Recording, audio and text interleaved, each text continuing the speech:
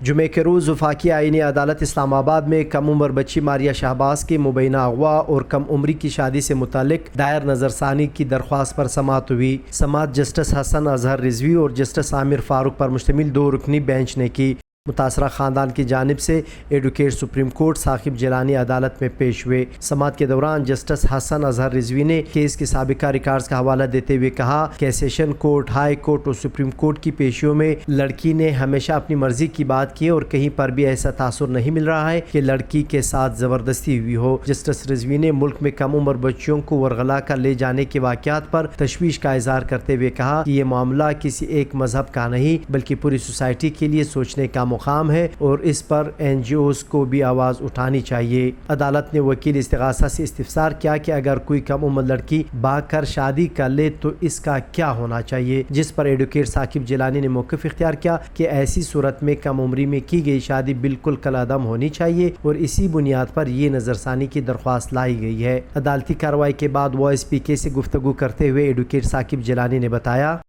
Notices جو بچی کا جو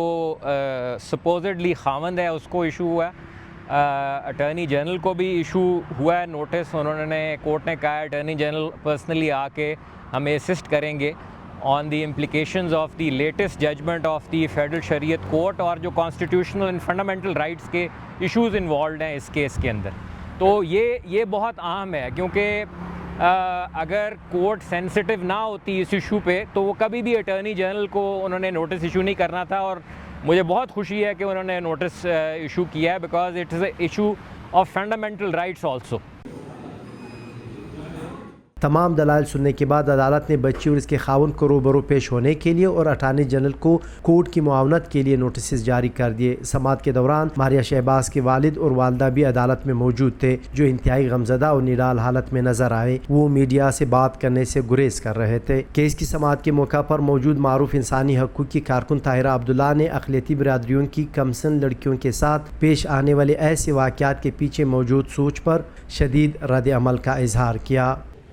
کہ اسلامی جمہوریہ پاکستان میں کرسچنز کیوں رہ رہے ہیں اور پنپ رہے ہیں اور خوشی سے اور حفاظت کے ساتھ ان کو نہیں رہنا چاہیے، تحفظ نہیں ملنا چاہیے۔ اسی طرح ہندوز، اسی طرح سکھ، اسی طرح پارسی، بہائی، کلاش، مختلف جو مذاہب ہیں ان کو یہ بات بالکل بھی گوارا نہیں ہے کہ اسلامی جمہوریہ پاکستان کے اندر کوئی اور مذہب کے لوگ خوش رہیں، محفوظ رہیں اور پنپیں اور پھلیں اور پھولیں۔ ان کو کسی نہ کسی طرح جبری طور پر کنورٹ کرنا لازمی سمجھا جاتا ہے، چاہے اس کو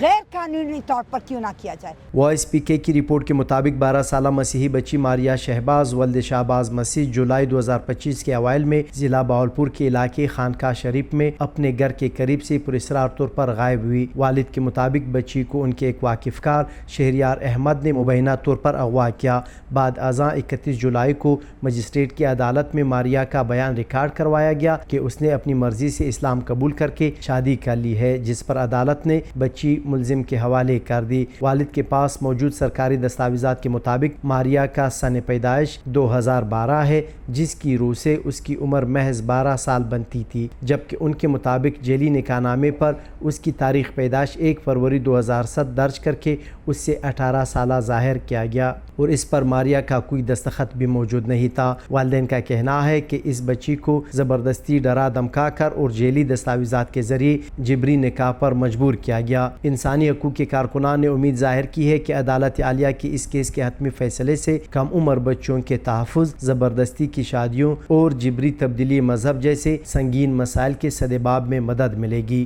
فضل استور شیرانی، WSPK اسلام آباد۔ آپ کی خبر، آپ کی آواز، voicepk.net